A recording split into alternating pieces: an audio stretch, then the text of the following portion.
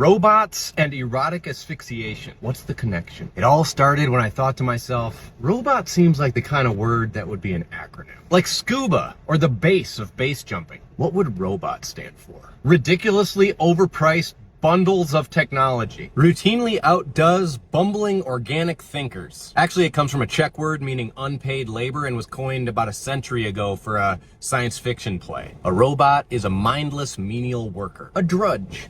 That makes sense. So then I wondered, what other words has English borrowed from Czech? It's a pretty short list. It includes polka, of course, and we may have gotten pistol via Czech too. And then I saw an odd one. Kočvarism, which is apparently a rare alternative term for erotic asphyxiation. František Kočvara was a one-hit wonder Czech composer, who now, 230 years after his death, is mostly known for that death. On September 2, 1791, he visited a London sex worker by the name of Susanna Hill. After sharing a dinner of ham and brandy, they went into the back room and things got weird. Kočvara asked her to slice off his, quote, means of generation and cut it in two, close quote. Despite, I'm sure, being quite open-minded, Ms. Hill declined the gruesome request. So then he was like, okay, how about instead I hang myself and in 5 minutes you cut me down? Why? Because, quote, hanging would raise his passions. It would produce all he wanted, close quote. And to that, she was like, yes, for sure. But then when she followed through on his request, he was dead, thereby becoming one of the first and most famous victims of erotic asphyxiation, and lending his name to the practice for the very few English speakers who think about it often enough to want options when referencing it. Ms. Hill, you'll be unsurprised to learn, was immediately put on trial for murder. And I'm sure you can imagine how that went for her. Except it didn't! The judge, after hearing the details of the case, was like, I don't want anyone to have to hear about this anymore,